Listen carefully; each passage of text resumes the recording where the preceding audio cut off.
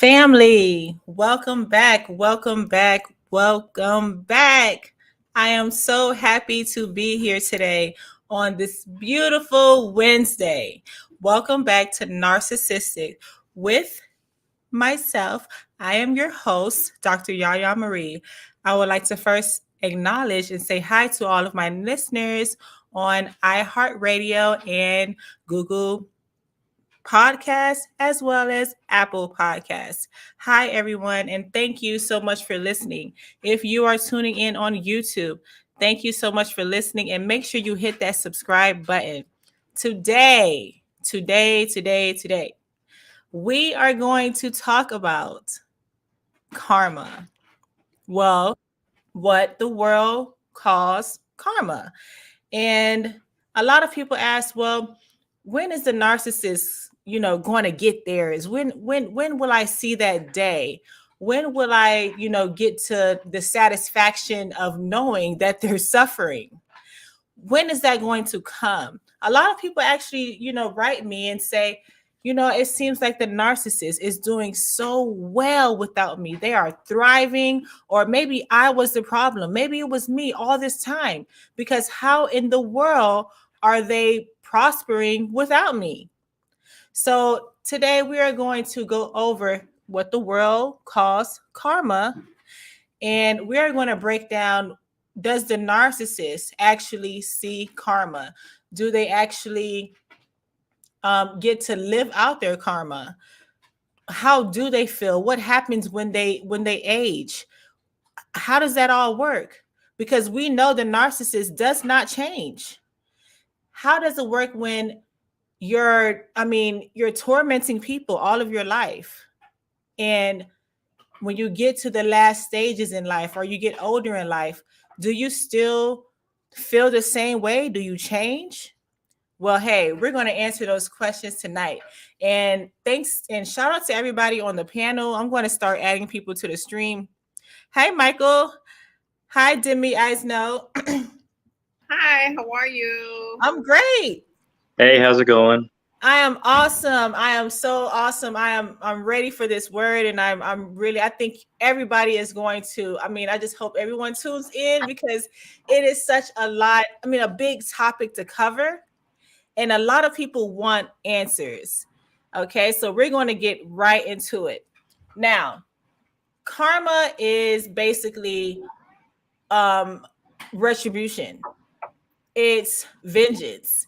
It's, you can say, maybe your form of revenge, or maybe you're not seeking revenge, but you would like to see that day where, like, yeah, I knew that was going to happen. So, and I know how it is, but karma is actually a worldly, or that originated in maybe like an Eastern Asian type term. So we're going to look at it from the law of reaping and sowing. Because when you think about karma, I don't really like to use that word because it's kind of more new age. And I kind of like to stick to basically what it really is. Karma is really the law of reaping and sowing. What you give out is what will return. What you reap is what you sow. And we have in Galatians 6 and 7, do not be deceived. God is not mocked. For whatever he sows, that he will also reap. And you can look at that as a law or a principle of reaping and sowing. This is what happens when you're out and let's say you're at the grocery store, and someone's acting negative toward you. And then you see that same person and they need your help. You have that chance to act negative toward them, but usually you don't. Because who holds, a lot of us don't hold grudges like that. Little petty, simple stuff. But the narcissist, we know the narcissist is extremely petty. So the world calls it karma, but it's actually the law of reaping and sowing. The law of reaping and sowing. Now, to be honest, most karma, or The law of reaping and sowing comes to pass when you are out of the way. When you remove yourself completely from the situation with the narcissist, you are actually removing your light from the situation. So, for example, the narcissist has an aura or such like a dark cloud around them. And sometimes their saving grace is you. If it weren't for you, you wouldn't really have, well, they wouldn't have the good vibes or the good luck or the blessings that they have in life. Soon as you remove yourself from the situation, okay, well, now they can really fully get their punishment. I hope everyone is understanding. Would anybody like to chime in before I go forward? Well, I always think of like the seeds of the good fruit and the seeds of the bad fruit. And thing is I think that some people can like live off the bad fruit for their entire life and not even realize what they're eating or what they're sowing. And so like, with karma or the law of reaping and sowing, we all have to sort of confront that part of ourselves, because Yes. I think that the thing is that like no matter how well intended we are, we sometimes do miss the mark. In archery, they call that a sin when you miss the center of the circle. And so like, I don't know. I mean, like in a narcissistic relationship, whether you're codependent or, wherever you're falling in this situation, like by engaging in it and continuing it, you keep missing the mark over and over again. Absolutely. Because, with the narcissist, anything that you do is not good enough. So, I mean, let's say, for example, I'll just use a random circumstance. Let's say, for instance, you guys were planning on, let's wait to be parents and, have a family. And then when that time comes, the narcissist may say, you know what, let's wait a little longer. And then, okay, yeah, I'll wait a little longer. And then you wait a little longer, and then they come up with something else like, oh, well, maybe we should buy 2 cars first, and then we'll have that. So they keep moving the goalpost. So anything you do, they're not going to be satisfied. So it's like you're always going to miss the mark with a narcissist. Nothing you do is going to satisfy them at all. Yeah, it's like being a moving target, right? Or Yes, like the target is always like moving further and further away. Yes, exactly. That's exactly good point. Now, when you're also to bring up, since we know that karma is essentially what you reap, you will sow.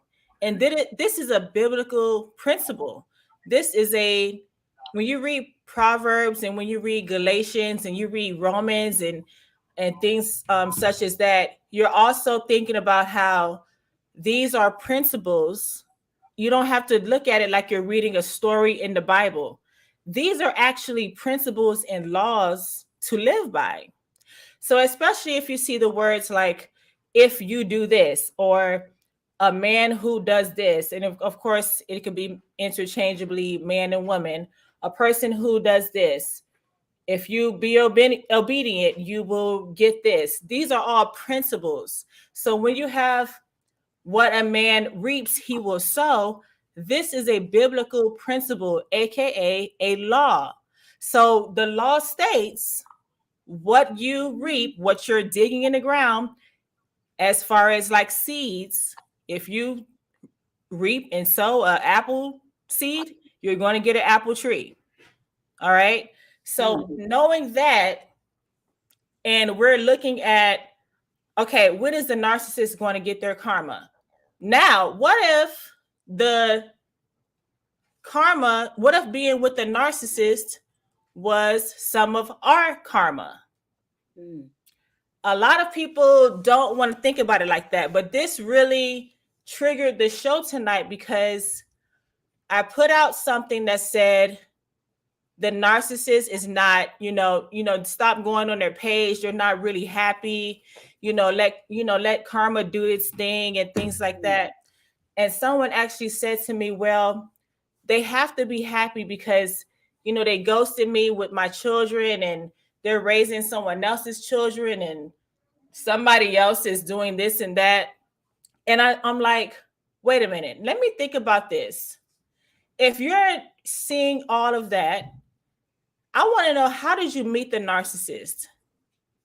Did you meet the narcissist while they were already in a relationship? Did you willingly ignore red flags? Were you a participant in the smear campaign against someone that you didn't know? Wow. So we have to take somewhat of accountability also, because, when the time comes for, oh yeah, they need to get theirs. Okay, well, what hand did everybody play? This is not talking about people who genuinely did not know, who genuinely didn't, know about anybody else and things like that. But I will tell you one thing: the primary supply that is in the relationship with the narcissist, they really don't know what's going on. It's the secondary supply, the person on the side, or the person or the friend group that knows the narcissist. They know what's going on. The person on the side, they know also about the old supply, but they want to get their turn with what they think is like, a wonderful relationship. And the only reason why they think it's a wonderful relationship is because they are seeing what the narcissist has done with that relationship in the beginning with the old supply. So they're seeing the love bomb, they're seeing the trips, they're seeing the public displays of affection, and the new supply wants that. I have talked to a multitude of people where they would even say the new supply turned to witchcraft to get the narcissist. Now, they don't know that this person is a narcissist. They just think it's a good woman or a good man, and they want it. So this thing about witchcraft and narcissism, it is really real, because especially when you have a new supply that thinks they can grab that narcissist and get what they want. They want the lifestyle that is in the future fakie. Does everybody understand? I hope I'm getting that point across good. A lot. I hope I'm getting it across, because it's so deep. And even when I put out that video yesterday, it is so, I don't know. Did anybody see the video where I said block the new supply because of the thought attacks? Yes, I saw that. Okay, what did you think about it? Have you experienced anything like that, like thought attacks? I haven't. I don't remember experiencing that. Maybe I was the original supply, if you will, because I don't recall exactly that right where I wanted to be this person. I didn't. It was until toward the end when I noticed this person taking me around the new supply, and I not knowing that, quote unquote, it was a business person, a business associate or college associate, or had to get notes from, had to do this type of thing. It wasn't like a brought across to me as a relationship. They were grooming that person, obviously. They were obviously grooming that, and that person was waiting in the wings, because I would notice the affection, but not the affection, that type of relationship going. I'm like, but it never dawned on me that this person was actually grooming the next person, because at that time, as I recall, I do remember how you said that he was starting to hate the relationship. Like yeah, and the devalue and the discard phase, everything that they loved in the beginning, they actually start to hate. I remember saying, I think that you don't like me anymore, and we would have conversations, and I actually would ask that because I didn't see the affection anymore. I didn't see the love interest, the things that we used to do, we didn't do anymore. So I was already questioning. So he already knew. He pretty much knew that I was catching on to him. Exactly. And that's when they go harder. When the narcissist knows that you're on to them, they actually, the plans with the new supply move faster. Oh, yes. Oh, yes. They have to have somebody that, they can't really be alone with their thoughts. Even if it's not another person in a relationship, it will be a family member, or it will be a drive-through at McDonald's. I mean, they would flirt with anyone that's in your presence. So when we go back to what the karma, I don't recall anything about me actually being that type of person. So I'm okay with not feeling like anything bad is going to happen to me as far as going around with the negative or happening, because that wasn't in my it's not my forte at all. Exactly. Yeah, this is more of like the people that have been waiting in the wings for the narcissist, and they know that maybe the narcissist is in a relationship. They may know that the narcissist has, they have a falling out with their own children. Wow. And they still are blinded. Okay with it. They're okay with it. They don't care. They know it would go so far as they know about domestic violence. They know about the police reports. They do not care. They don't believe it. They're under what I call a spell. The narcissistic spell. And what happens is, in that future faking, that love bomb, the narcissist wants someone who wants to be loved so bad. That's how it initially started.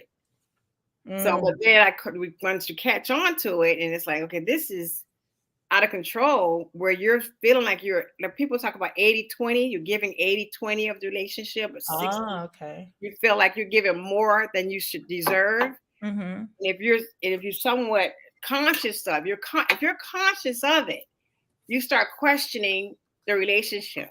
Yeah. This is where the person doesn't believe that you would question that, because they've put it on so deep.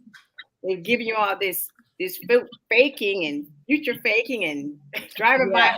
And that's a manipulation tactic. And I've said multiple times, my problem one of the worst things that I believe the narcissist does is the future faking.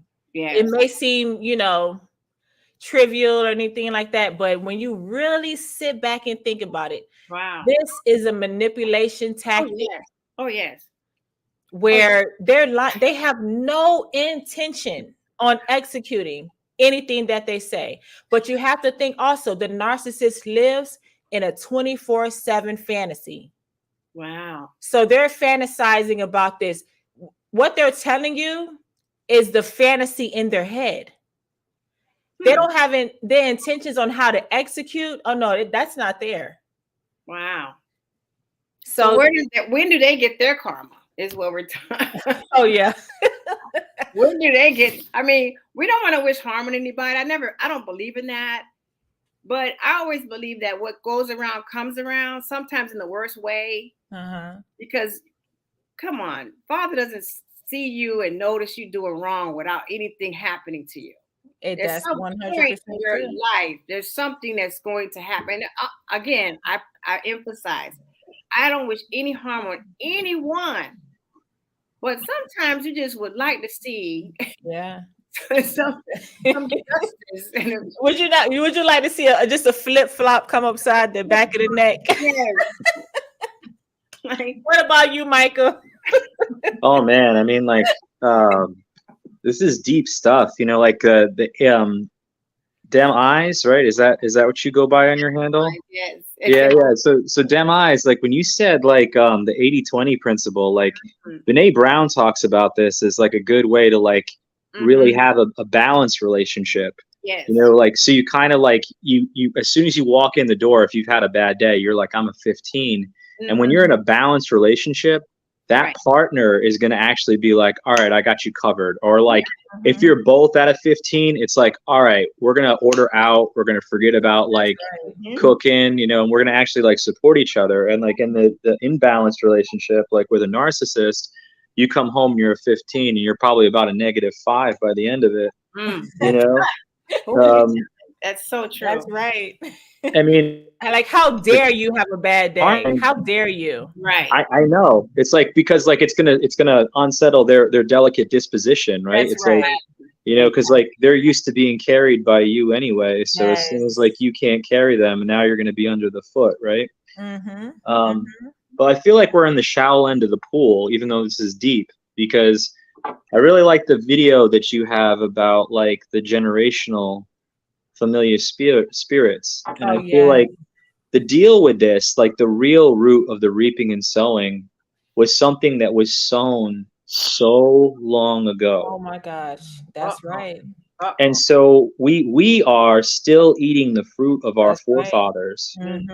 So I had like, I keep ending up in these really like amazing conversations, you know. So at my like daughter's bedside, I was talking to a sitter, and she so she's in the hospital with cancer, and so the sitter was talking about what it was like to be in the South, and her and you know, racism, and she was discussing like her bear with me, I'll get to it. I always go the long way around. But so like you know, he was drawing a picture, and there were all these small frames and big frames, and 5x7s, you know, like 8x10s, and then like a really big one, you know, like a 16x24. And he was like, when you look at all the little pictures, you can't really see what's going on, but when you pull back, you really see the whole picture.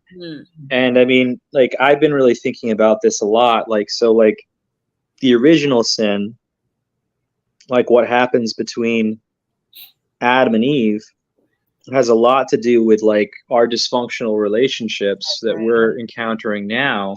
And when you look at like the main thread there, there's blame, and there's the inability to have accountability as well. Oh, wow. You definitely see that now, because, you know, people ask, well, how Eve ate the apple, this is that. But okay, where was Adam? Now, also, when you think about the whole dynamic there, one of the first stances out of Adam's mouth was, well, she made me do it. You made me do it. You know, she tricked me. And then even with Eve, the snake tricked me. There was no accountability. None from the beginning. Yeah, and you know, this is I mean, from either one, both of them kind of, you know, blame shift. And I speak about it. And side note, I just published my very first book, and I am absolutely ecstatic. Wow. I know. And I speak about, I mean, that's awesome. Thank you so much. I mean, I woke up, I mean, I was like, today's today. And I woke up like just teary-eyed, because I didn't think it could happen. Like, but I go into where, I mean, Cain and Abel. What's the name of the book? Oh, when Satan plays matchmaker. Yeah. Because it's a setup from Satan. Yeah. It really is. You cut to the chase right there. It's right in the cover. Oh wow! I have got to. Is it on audiobook or well, that's it. I literally just got it out on Kindle, and it's in the process of being in the print. And the person that's doing the acting for like the voice for Audible, they're doing that. So everything should be completed as far as all avenues, hopefully next week. Awesome. But as far as when you go back to the beginning, we have Cain and Abel. Think about when he killed his brother. And, you know, God said, well, you know, what happened? And, you know, Cain, first thing he said was, I don't know. Am I my brother's keeper? Yes, he did. I'm like, I mean, that right there was like the nerve. No accountability. None. And so much vanity and so much jealousy. Yes. Yes. Yes. Yes. You could have been a narcissist. Right. That's and that I did try to, I tied it and I made it relate to it because I really feel that So was the first type of narcissistic sibling rivalry thing going on. so is that the mark of Cain then? Narcissism? I Yeah. think so. Maybe. Oh, wow. I think so. I think you are 100% right because where did his descendants go? They have to be the descendants Wow. of Cain. Wow. Wow. That's Because a revelation. You goes heard back it here. Michael said, what is it, 728 on Narcissistic Podcast. Yes. That would explain it all, though, because where do you get all these people that are from different backgrounds, don't know each other, a lot of them. And I just used to say, just kidding, back in the day when I was dating to my girlfriend, what well are these guys drinking from? Like, all act the same. And we were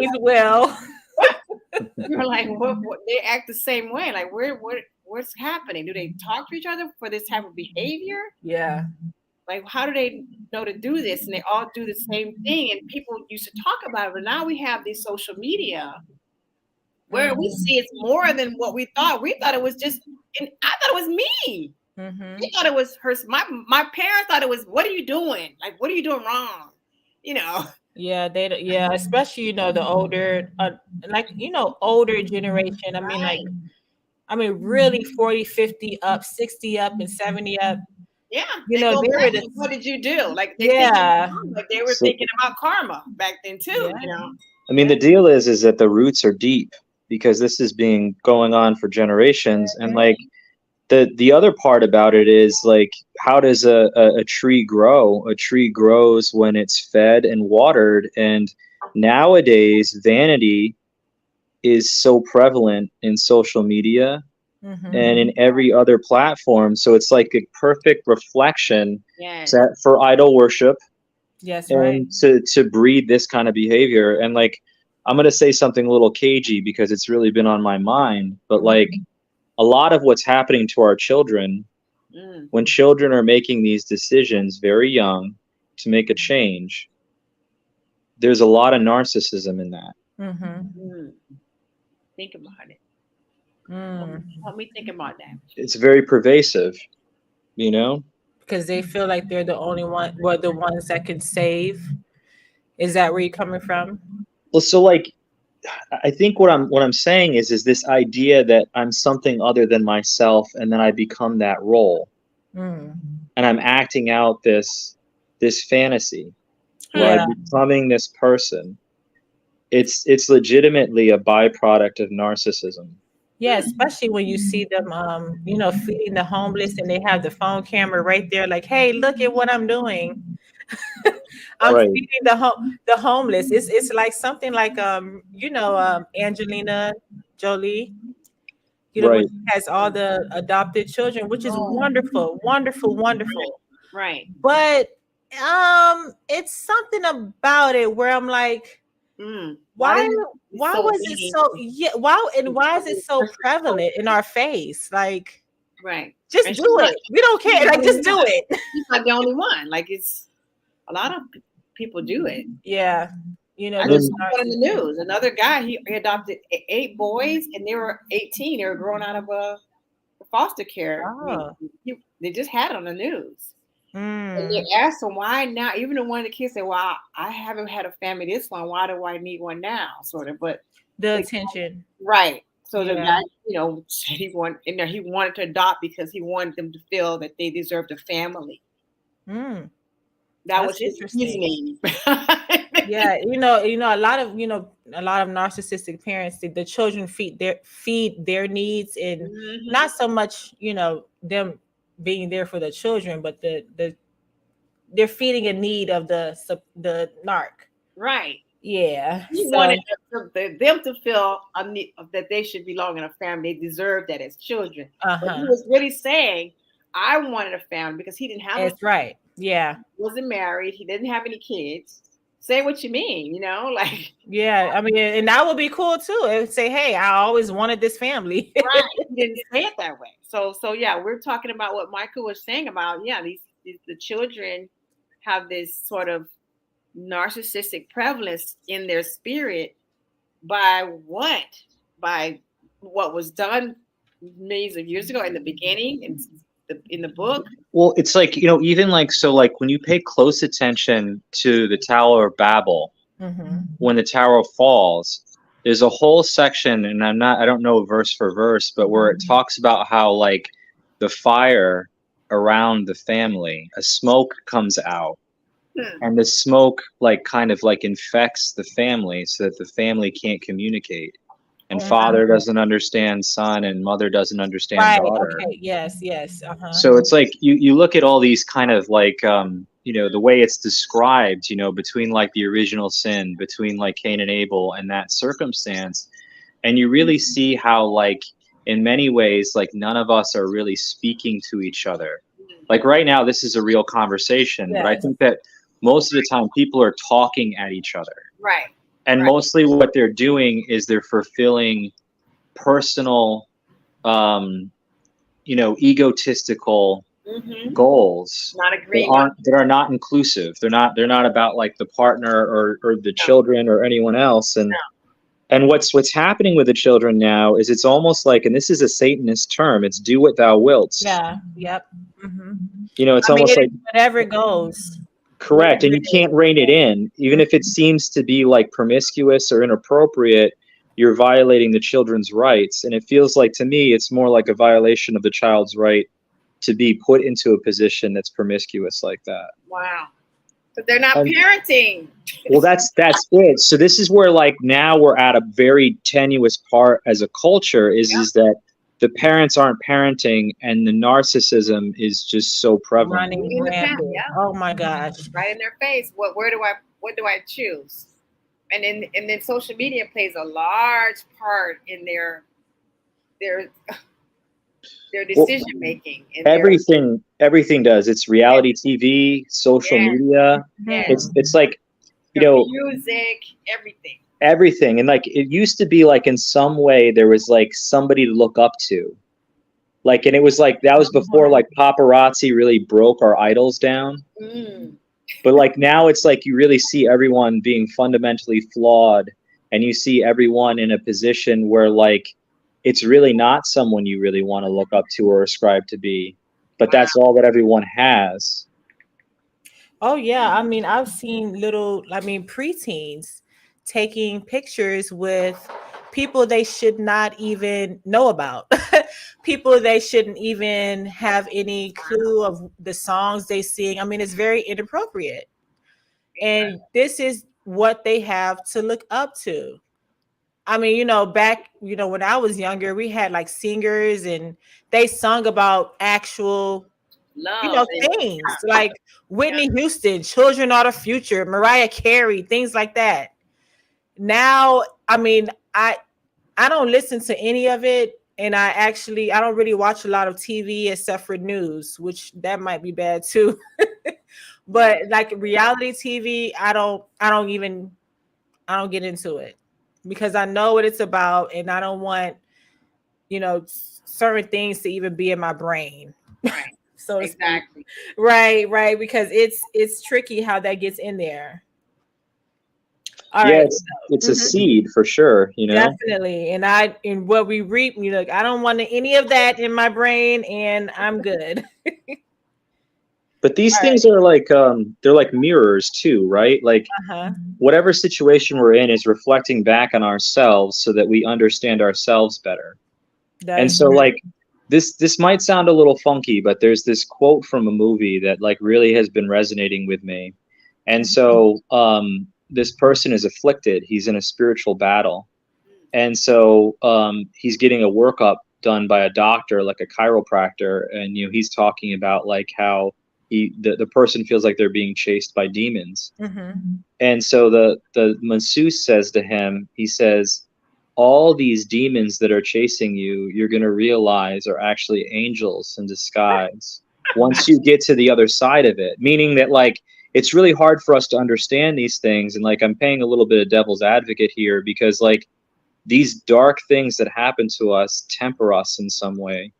And then we like come out the other side like a little brighter than we did to begin with. We like You to know, think so. well, we learn something about ourselves. Like, I mean, like I know like in one of your podcasts you had mentioned that you didn't feel like, you know, part of this was like a lesson, but I do think there's like a component of it that is a teachable moment, you know, because there's something in the ancient past that is permeating to all of us right now that we can't really work out, because it's a little bit larger than us, and like it's a lot of weight to put on us too to try to figure out how to navigate.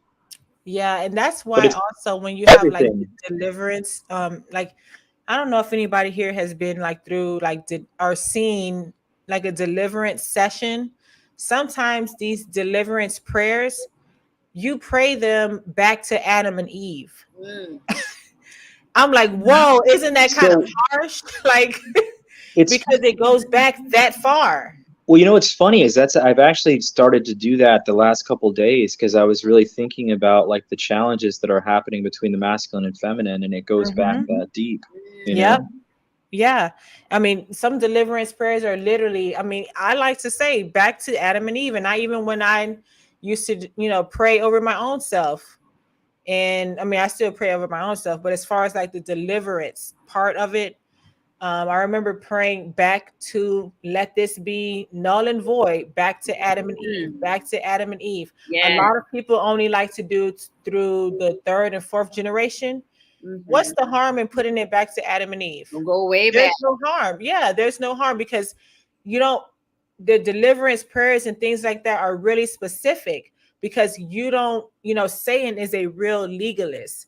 So if you don't say one thing, you know, he's like, okay, well, what about this and what about that? Nice. You have to be specific, Find a way. right? Exactly. So when you're in a deliverance session, it's not, of course, it's good enough, but you want to go back to Adam and Eve, not just the 3 and 4th generations. Yes, that's important, but just in case, because there's also another one that comes back to 10 generations. Let's just hit it all by saying, let's go back to Adam and Eve.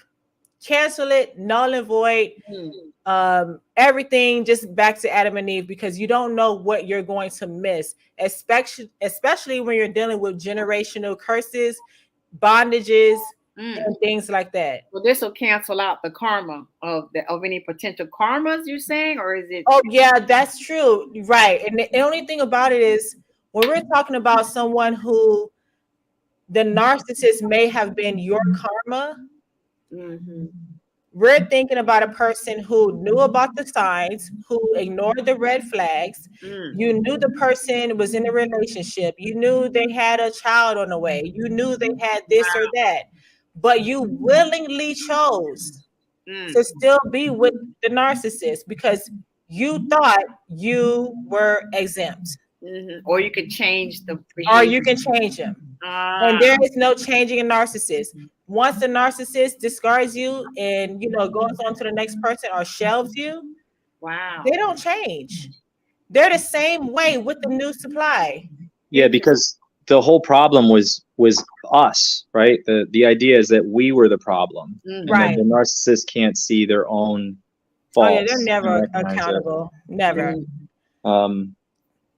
I mean, it's all this stuff. I mean, you know, I think sometimes the karma can be subtle. I mean, I feel like, you know, I've mentioned this before on another live session, that like when you tango with a generational tether, like a generational karma, reaping and sowing, you can get like chained by it and like get pulled into it. And it's the spiritual armor you have to wear. You better be strong as you go through it, you know?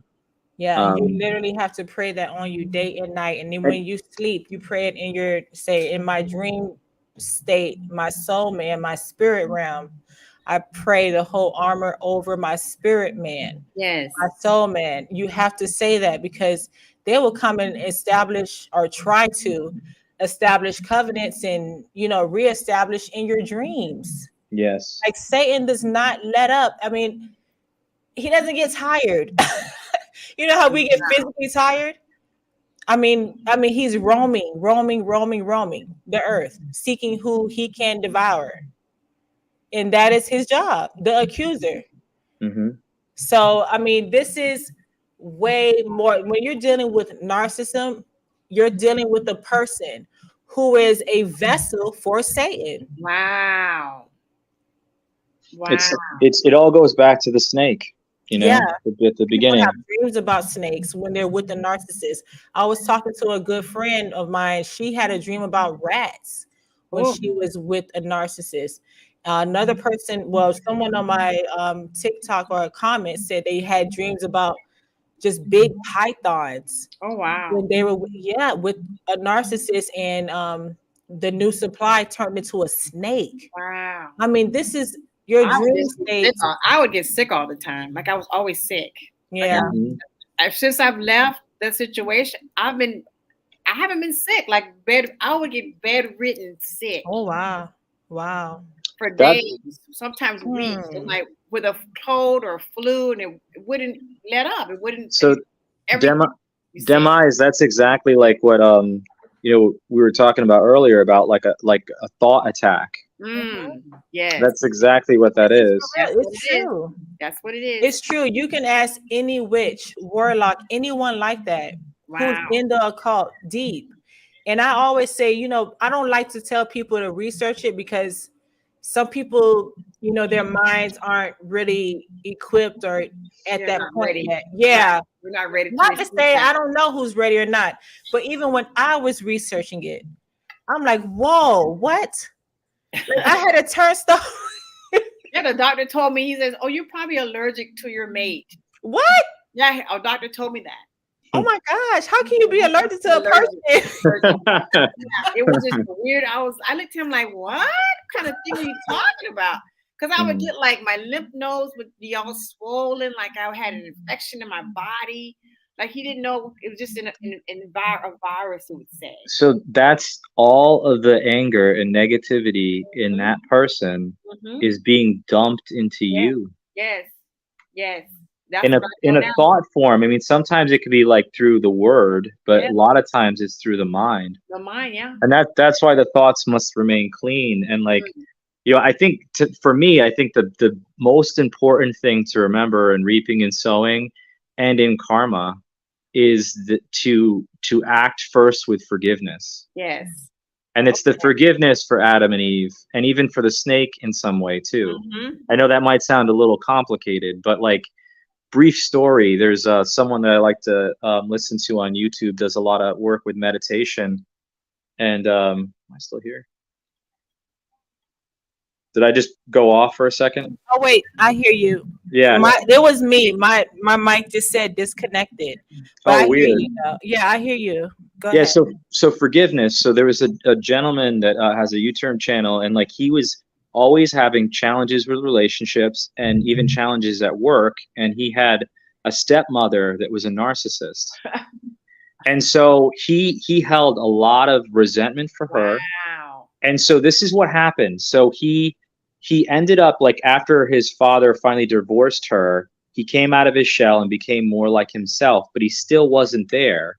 And so he goes to work, and his boss is exactly like his ex-stepmother. Wow. So what he decides to do after he's doing meditation and some spiritual work is to forgive his ex-mother-in-law or stepmother, because he realized that she was a product of her environment. It wasn't her. It came from something further it's the back. Spirit behind it. Yeah.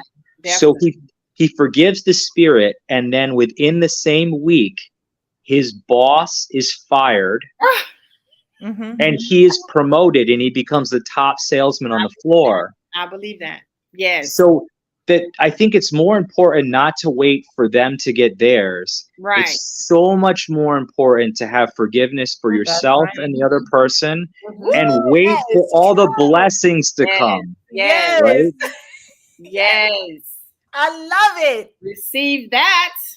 Listen, this is 100% true. And you know what? You're actually you hit the ending of my of my notes. But it's all good. It's all good because We're going to get there. So hold that thought. Hold that thought for forgiveness.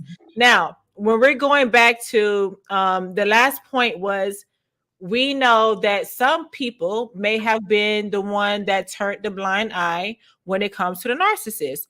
And let's say, for instance, you were a part of a smear campaign, and maybe you're thinking, oh my gosh, like the narcissist family is, they're after me, or I did wrong in cahoots with the narcissist. Please remember that Proverbs 11:31, if the righteous will be recompensed. Oh my gosh, I have an accent. So please tell me, how do you say this word? Recompensed. Recompensed on the earth. How much more the ungodly and the sinner? So we're thinking about how revenge is in the most high is going to take revenge. Yes. The righteous will be recompensed in the earth. Yes. Joel 2:25 says, so I will restore to you the years that the swarming locust has eaten, crawling locust has eaten. Come on now. The consuming locust is eaten, and the chewing locust. When you're thinking about a locust, this is like, how about this? The scum of the earth. Yes. He will restore what the locust, just a consuming, just a bug that just is to eat. Weevil. You're eating. Who else is from the South? Like, what do you call, like, and I'm from Florida. Like, what is it called? The big beetle bug. Right. Like, you are palmetto? Is it? Yes, the big, like the nastiest big roaches things, they fly and everything. Yeah, they call those palmetto bugs for sure. That's right. I'm born and raised in the South. I don't live there anymore, thank goodness, because I don't want to see no more of those bugs. But the Most High will recompense us. The ones who are doing right, we're living right. We're doing what we're supposed to do. We came in contact with the narcissist because the light in us attracted the narcissist. Wow. You got to think about it.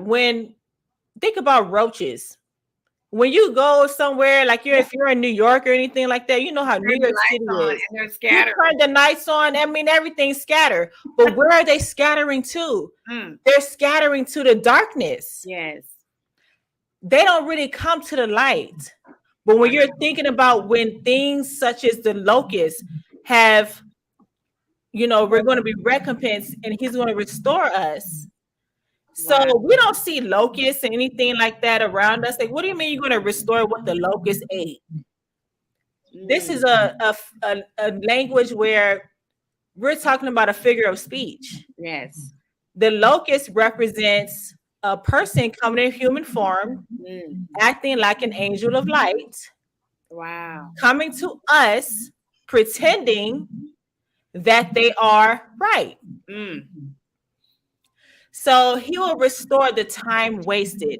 Yes. So many people have been in these relationships. I'm talking to 3, 15, 5 years, down to 25.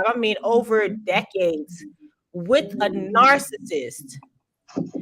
If you get off of this roller coaster, he will restore the time ate up by these locusts. Wow. He will restore you. Yes. The Most High is a real restorer of time. He will give, it don't matter if you're 60, 70, any of that. He will restore the time that the locust has eaten. If you make a decision to leave the narcissist alone, go on about your business. Don't worry about the narcissist. They will get there. They're living in their karma to this day. What kind of life do you have where you have to constantly lie, constantly manipulate, constantly cover up your lies and go between different men, go between different women? This is not a life that you're called to live. You're going from house to house. You really don't have your own. You're triangulating people. You're manipulating people. You're using people. You have to hide your phone, hide the second phone, hide the other social media. This is not a life to live. Yeah. The narcissist is living in their karma right now. Some of them have been served jail time, prison sentences. This is not the life that you are called to live. Leave that for the narcissist. Wow. And you know, even if like we end up in a position like Joseph, like where we're in the place of suffering, you can see how after Joseph exited prison, he was well rewarded. That's right. Mm. And you know what? In Deuteronomy 32:35 says, "It is mine to avenge. I will repay. Yes, yes. In due time, their foot That will slip. mm, Their day of disaster is near, and their doom rushes upon them." I believe that. See, the thing about karma and the law of not reciprocity, that is kind of a little bit different. But the law of reaping and sowing, some people think it's supposed to happen right there. Oh no. But the Most High is waiting for the iniquity to be built. And that is a scripture. If you look up the iniquity, meaning the sin, it's not yet full. Mm. So there's a point where the karma comes, and it's when the iniquity is full. Wow. Okay, so that's your homework. Research when the iniquity is full. Yeah, it reminds me too of like the bridegroom coming, right? Mm. So like, you know, like the ones that sort of like were stuffy and they believed that it was just their birthright to be with the groom, didn't bring enough lamp oil. Yeah. And so like really and truthfully in this situation, the narcissist or the locust is sucking everyone else's lamp oil. That's right. And at the end, they're not going to have any to shine for That's themselves. right. Oh, I Wow. like that. Boll weevil. I like, oh yeah. They, You must be from Georgia. Call it the boll weevil. they eat everything they get their hands on. They Yeah. suck everything up. Yeah. And it is one I like, that's a good one. I love And that. okay, so now we have, and I'm going to give you a revelation. This was in the form of a dream, and it's going to blow your mind. Now we're going to go with just closing remarks. We're going to go with: do not seek revenge or bear a grudge against anyone among your people, but love your neighbor as yourself. That's right. I am Yahuwah. Now listen to this. This came to me in a dream. I dreamt where I had someone who's I thought they were a friend. But they were really, I mean, probably one of the most evil people I have ever met in my entire life. Wow. And I can say that because spiritually, I would see this person who I thought was a friend, I would see them in the spirit realm when I would go to sleep. And in my sleep, they will be acting as if they were a friend, giving me gifts, giving me things such as that, hanging out with me. What would happen was in the dream, I would accept the gift, unknowingly. It was so weird. But at that time, I knew some stuff, but I didn't really know the weight of what I know now. So in the dream, this person would be giving me gifts. One time they actually turned into an animal. So I thought that was strange. They turned into a dog. They turned into a big black dog. Sometimes they would turn into a cat. One time they turned into a lynx, like one of those really, like a cat that's like in the wild. Wow. And one time they turned into a person where they would have a big top hat, like a witch's hat. This is all in my sleep. You have to pay attention to your dreams, because your dreams, this is still you. Your physical person is asleep, but you're still awake in your soul realm. Your spirit man is still awake. Your spirit man doesn't need sleep. Yeah, exactly. So this person kept coming to me in my sleep. And it would turn out where I met her in the physical realm. And we hung out, whatever, we kicked it. It was just a regular time. This is a while ago. So she had some type of animosity toward me. And this was amongst people that were witnesses. She actually ended up pushing me. She ended up pouring a drink on me. Wow. And, just cursing me out, things like that. Now, when she did that, I stepped back and I put my hands up, like, look at what she did. Everybody see this, right? Because it was in a crowded area where, everybody could be a witness. The police came and things like that, and people had to write statements as to what she did. So I ended up, of course, pressing, charges and things like that. Later on, I dropped the charges, but, I digress. That night that happened, I prayed for this girl. I prayed for her. And, because I knew enough to say, well, pray for your enemies. I knew that much at that time. I knew to pray for her.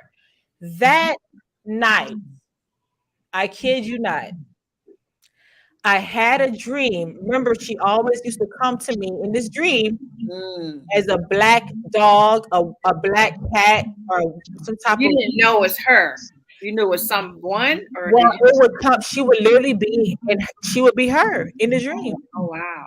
But she would turn into an animal. Wow! In the dream, I know. So that night, I prayed for her after she did that to me. Right? I prayed for her, and that night I had a dream about a black dog crying, sobbing. Wow. I mean, you know the type of cry where you have snot running down your nose and your face turned red. I mean, you can't. The type of cry is like the most extreme cry. Exactly. I had that dream that night when I prayed for her after she did something crazy to me. Wow. So I never really understood that until years later. When you pray for your enemies, something happens spiritually. Now, there's a verse about that too. They talk about that it pours hot coals on your enemy. You just took the words of my mouth. Good. That is in Romans, and listen, Romans 12:20. Listen, therefore, if thine enemy hungry, if he's hungry, feed him. If he thirsts, give him drink. Yes. For so doing thou shall reap coals of fire on his head.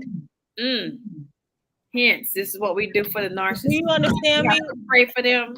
When you fight back, you feed them because that is their food. Dysfunction and drama is their food. Gosh. Yes. Thank you. Yes.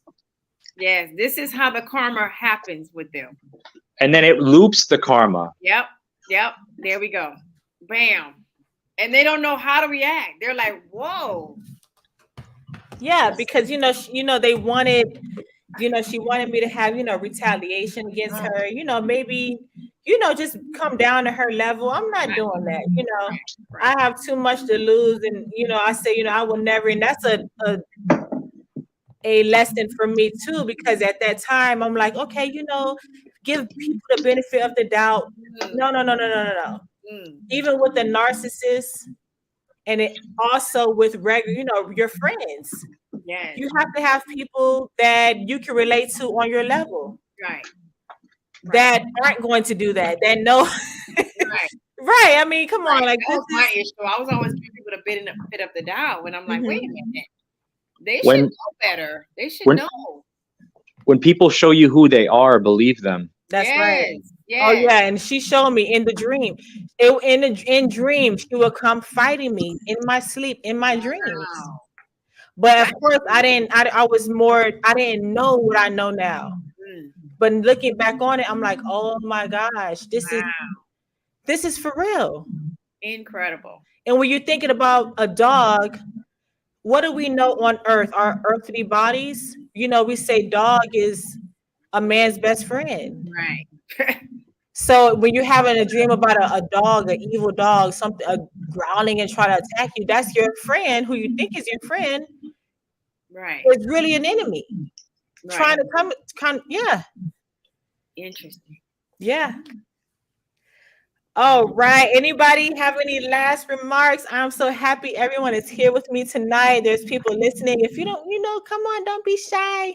Come Don't on be in. shy. Let it out. Right. If anyone has any last closing remarks, I am all ears. Go ahead. Well, I feel like this like show is really starting to come into its own. I mean, it was always good, but like this panel is like we're Yeah. hitting it out of the park right now. Right, Yes, right. yes. Loving it. Loving it. Thanks for being here, you guys. I mean, I'm happy to be here and be with you guys. Yep, yep.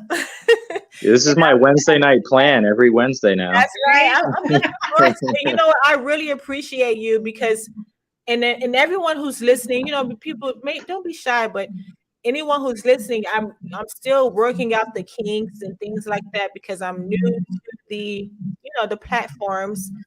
But I really appreciate you and everyone just bearing with me while I work these kinks out Yes, we and understand. trying. Totally. Yeah, thank you. We're just happy you're here for us. I mean, this is almost like therapy. Yeah. I didn't know that I still had those feelings, and it's been more than 10, 15 years, but I never really addressed it. I never talked about it Right. like how we have now. Like, I didn't have this social media, and I always thought I needed to see a therapist, but it never dawned on me how much it would help me talk about it. So this is great. I appreciate that this platform is available. Oh yeah, I'm just so grateful I'm grateful for the platform too. I mean, once I figured out how to work it, I and was like, yes. and try not to be so self-conscious about it too, because like I mean, on our end, I don't think we really see the kinks that you're working through at Oh, all. It Not seems at all. seamless. Not at all. So I don't see what that you're is talking about. awesome. That is so awesome. But thank you everybody so much. Of course, a lot of people know me from TikTok. I am new to this world of social media, and I'm so grateful for each and every one of you.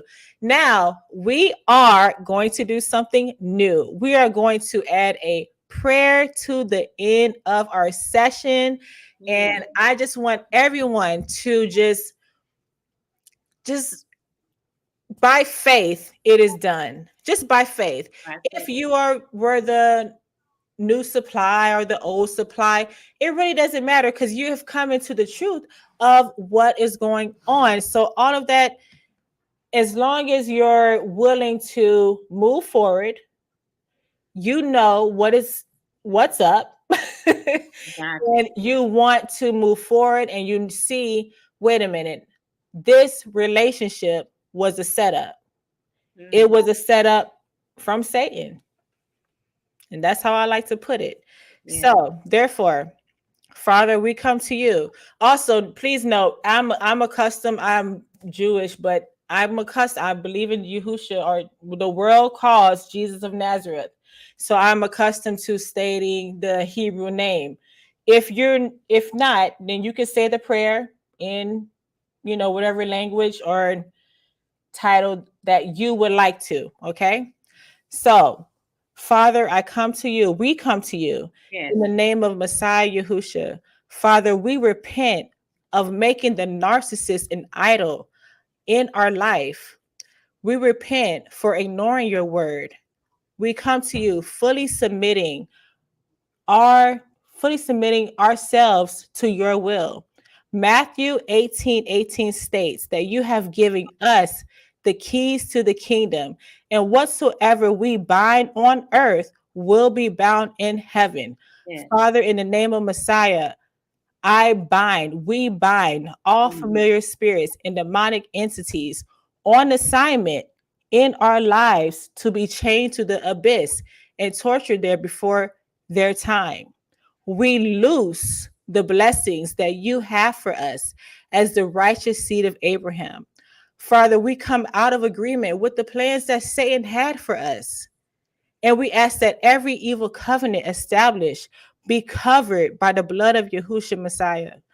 Father, your word declares in Jeremiah 29:11 that you know the plans that you have for us, plans to prosper and to not harm. Father, we come into full agreement with the plans that you have for us.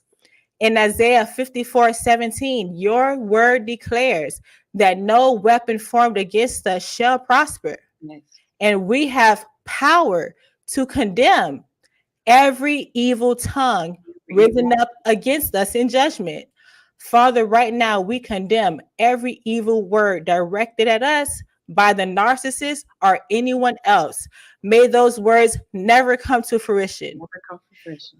We declare and decree all evil thoughts, plans, and devices of Satan and his agents powerless by the blood of Messiah Yahushua. Father, your word in Joel 2:25 states that you will restore what the locust has eaten. Therefore, I stand on your word of restoration. Father, restore unto us the time wasted in the wrong relationship. Redirect and realign us with the people in the friends, the community, the relationships that you have ordained for us. Father, I thank you, and we decree and declare all retaliations from Satan forbidden. This I declare in the mighty and matchless name of Messiah Yahushua. Thank you so much. Yes. Thank you. And I love each and every one of you. I wish I could just give virtual hugs. Yes, yes. Thank you. Right. I will see everyone next Wednesday, 7 p.m. Eastern. Thank you so much. Have a wonderful Wednesday. Bye. Bye. Bye.